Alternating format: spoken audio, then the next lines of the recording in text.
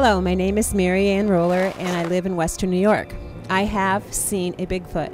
I make no apologies for having seen these animals. I saw something move out of the corner of my eye and I looked over this way and there used to be a big tall stump there. It was like a broken tree. And I was used to seeing it, but something moved and I stopped and I looked and there was this large red, the stump was also sort of a reddish color, but it was red and it just looked different. And I thought, is that a Bigfoot? Because I didn't believe in the existence of Bigfoot, only because I thought they were monsters, and they are not monsters. And so I could see a hand that was moving like this, and I thought, well, vines don't move and tree branches don't move. So I walked a little closer towards it, and I'd say it was probably about 7 feet, 8 feet tall. I'm about 5'4". It was quite large, and it was reddish in color. And I walked towards it, and it gave me this look on its. I realized it had a face, and it kind of looked at me like, "Why are you walking towards me?" kind of look, and I ran. So, oh my gosh, I really am seeing something here, and I ran as fast as I've ever run, probably, to my car. Got in my car and left the house for 3 hours and didn't come back out into the woods for 3 days. And this is not, I can see my house from here. It's not far from my house at all. And it was during the daytime, probably morning.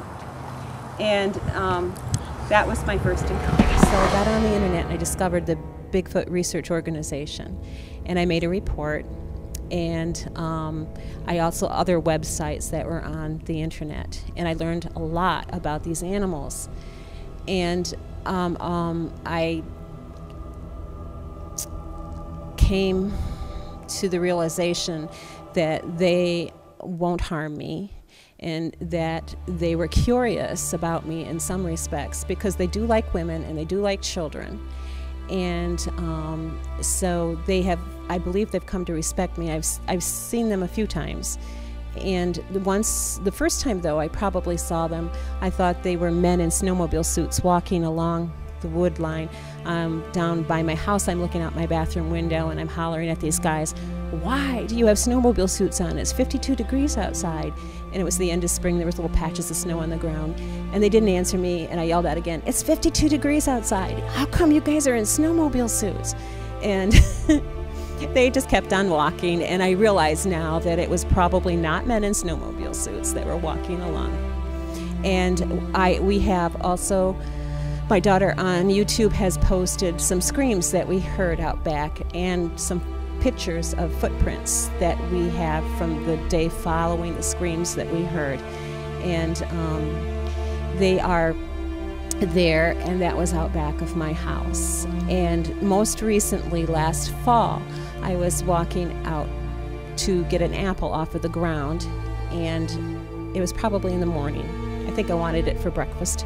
So I'm walking out there, and I saw something red out of the corner of my eye dive into the weeds, the tall grasses. And I look over, and there was a large black one sitting there. I've gotten on the internet and found out that they were, people have heard them like whinnying. And then, of course, there's that quote-unquote samurai talk. Sounds like old Indian language. And also another time there was a bush in the yard that it came out of nowhere, and I knew what it was. And apparently they will bend over and try to look like a bush. Their hair will stand up on end. I said, let's just go in the house, and we left it alone. So over the course of about 5 years, I have seen several things right around the house. Most likely they're just the North American gray apes.